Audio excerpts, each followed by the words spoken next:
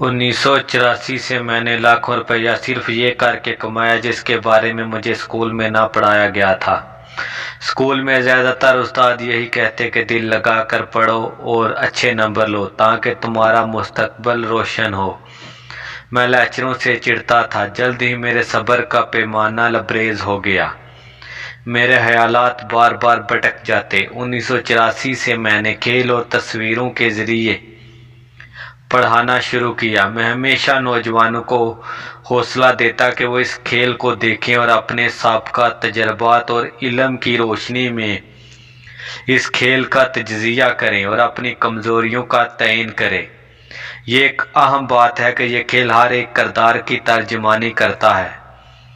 इससे फौरी जानकारी मिलती है बजाय इसके कि उस्ताद आपको लेक्चर दे। इस खेल के साथ साथ ही आपको कोचिंग मिलती रहती है जो हालतन आपकी तबीयत और रुझान के ऐन मुताबिक है।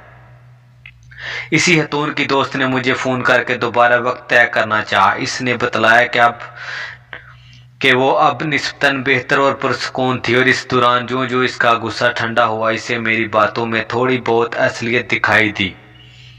अगरचे इस हतून और इसके शोहर पर कश्ती वगैरह ना थी मगर बाकी सब कुछ इनके पास था। तलाक के बाद वो चिड़चिड़ी हो गई थी।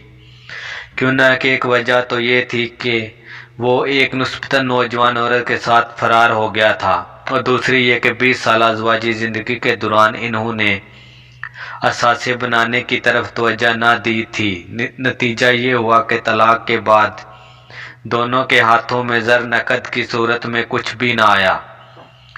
20 सालों के दौरान इन्होंने भरपूर ज़िंदगी गुजारी मगर इस दौरान जो इन्होंने जमा किया वो काठ कबाड़ के अलावा कुछ भी ना था।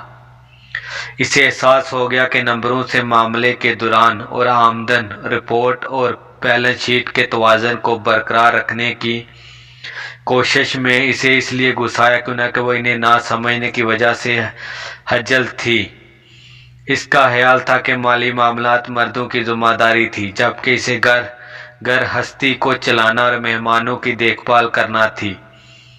इसे यकीन था कि शादी के आखिरी 5 सालों के दौरान इसके हमद ने रुपया पैसा इससे छुपा कर रखा था। इसे इस बात पर अपने पर रंज था कि वो नहीं जानती थी कि पैसा कहाँ जा रहा था और ना ही वक्त पर इसे दूसरी औरत के बारे में पता चला।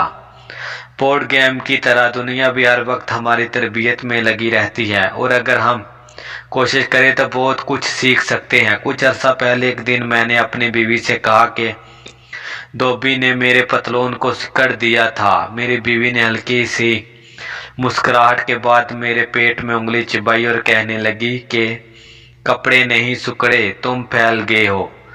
इस बोर्ड गेम कैश फ्लो को इसीलिए ईजाद किया गया कि हर खिलाड़ी अपने तौर पर इससे इस्तिफादा हासिल करे। इसका मकसद ही यह है कि आप के दिमाग में नए नए ख्यालात पैदा हों। अगर तुम्हारा कश्ती वाला कार्ड निकल आता है और तुम्हें कर्ज लेना पड़ता है तो सवाल पैदा होता है कि अब क्या किया जाए।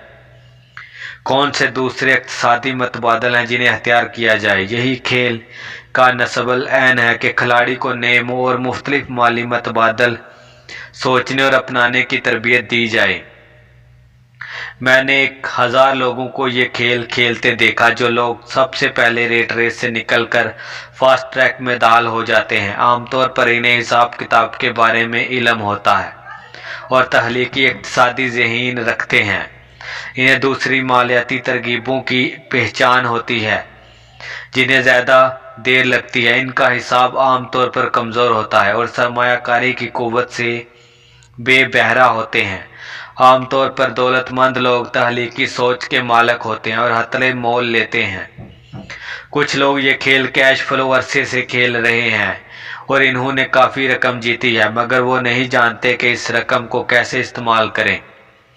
इनमें से अक्सर आम जिंदगी के दौरान भी माली लिहाज से इतने कामयाब नहीं होते। अगरचे इनके पास पैसा होता है फिर भी दूसरे इनसे आगे निकल जाते हैं। असल ज़िंदगी में यही कुछ होता है। बहुत से लोगों के पास बेशुमार दौलत होती है मगर हकीकी ज़िंदगी में वो माली लिहाज से आगे बढ़ने में नाकाम रहते हैं। मतबादल सोच को महदूद करने का मतलब होता है कि हम के अनोसी हालात को गले से लगाए रखने पर बज़द है। स्कूल के ज़माने का मेरा एक दोस्त है जो आजकल 3 नौकरियां कर रहा है। आज से 20 साल पहले वो हम में सबसे ज़्यादा अमीर था। जब मकामी गन्ने का कारखाना बंद हुआ कि उन्हें गन्ने की काश्तकारी रुक गई थी तो इसकी नौकरी चली गई। इसके जहन में सिर्फ एक ही सोच थी और वो थी कि सख्त मेहनत करो। मुसीबत ये हुई कि नई जगह जहां इसने मुलाजमत शुरू की वो सबका काम के बना पर इसे सीनियरिटी देने पर तैयार ना थे। इसका नतीजा ये हुआ कि जहां वो अब मुलाजम है इसकी नौकरी के मुकाबले में इसकी काबिलियत और तजर्बा ज़्यादा है, चनाचा इसकी तनख्वाह पहले की निस्बत कम है। चनाचा इसे गुजारे के लिए 3-3 नौकरियां करनी पड़ रही हैं। जब लोग कैश फ्लो खेलने में मसरूफ़ होते हैं तो इनमें से कुछ शिकायत करते हैं कि सुनहरी मौका आमतौर पर इनके हाथ नहीं आता, वो बैठे रहते हैं। मैं जानता हूँ कि हकीकी ज़िंदगी में भी वो ऐसे ही कर रहे हैं। वो सही मौक़ों के इंतज़ार में वक्त ज़ाया करते हैं। मैंने ऐसे लोग भी देखे हैं जिन्हें बेहतरीन और दौलत कमाने वाले कार्ड मिलते हैं, इसके बावजूद वो ज़्यादा कमाई से महरूम रहते हैं। फिर वो ये कहते हैं कि अगर इनके पास थोड़े पैसे और होते तो वो रेट रेस से बाहर आ जाते, चनाचा वो भी बैठे रहते हैं। हकीकी ज़िंदगी में भी मेरा ऐसे लोगों से वास्ता पड़ा है।